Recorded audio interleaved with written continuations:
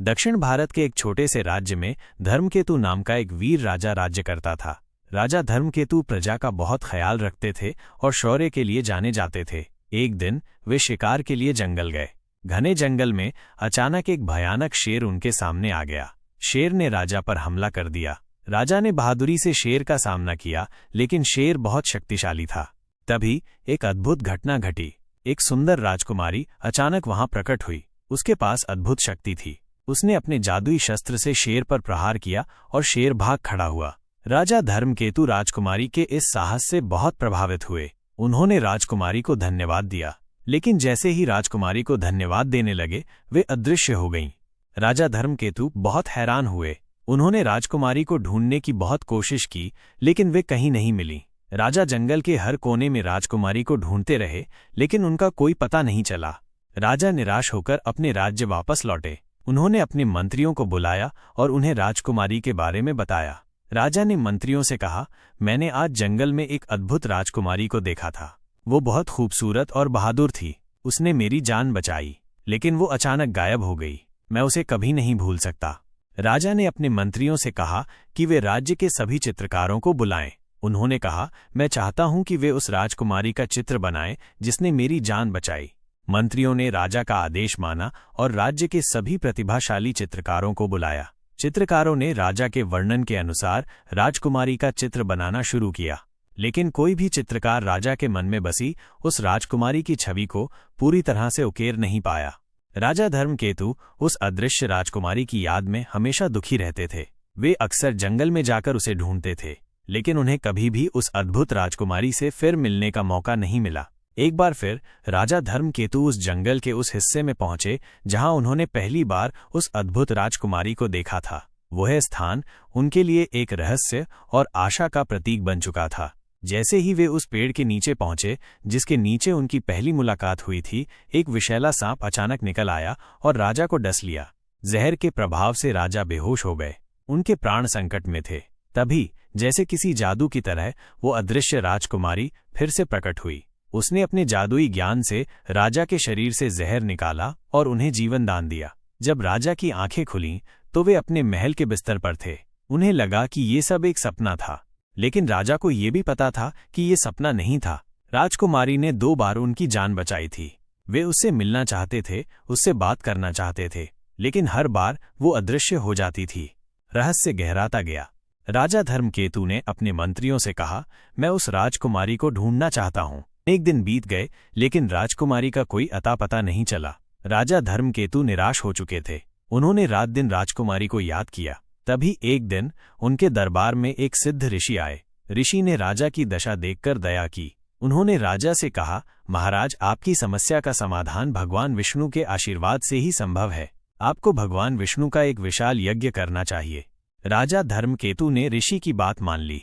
उन्होंने पूरे राज्य में आदेश जारी कर दिया कि भगवान विष्णु का एक भव्य यज्ञ आयोजित किया जाए। ब्राह्मणों को बुलाया गया, मंदिरों को सजाया गया और पूरे राज्य में उत्सव का माहौल छा गया। दिन रात यज्ञ चलता रहा। राजा धर्मकेतु स्वयं यज्ञ में भाग लेते थे।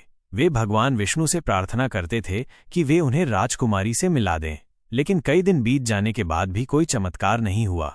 राजा धर्मकेतु का विश्वास कम नहीं हुआ। वे लगातार भगवान विष्णु की पूजा करते रहे। तभी एक दिन वो सिद्ध ऋषि वापस आए। उन्होंने राजा से कहा, महाराज, आपकी भक्ति रंग लाई है। भगवान विष्णु प्रसन्न हुए हैं। आज आप उस जंगल में जाइए जहां आपने पहली बार राजकुमारी को देखा था। आपको वहां राजकुमारी मिल जाएगी। राजा धर्मकेतु बहुत खुश हुए। उन्होंने तुरंत अपने सैनिकों के साथ उस जंगल के लिए प्रस्थान किया।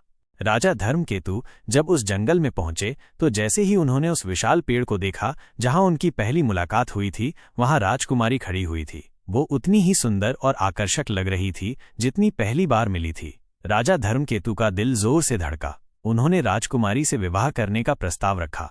राजा के प्रस्ताव पर राजकुमारी ने मृदु स्वर में कहा, महाराज, मैं आपकी कृतज्ञ हूं कि आपने मुझे इतना प्यार दिया, लेकिन मैं आपसे विवाह नहीं कर सकती।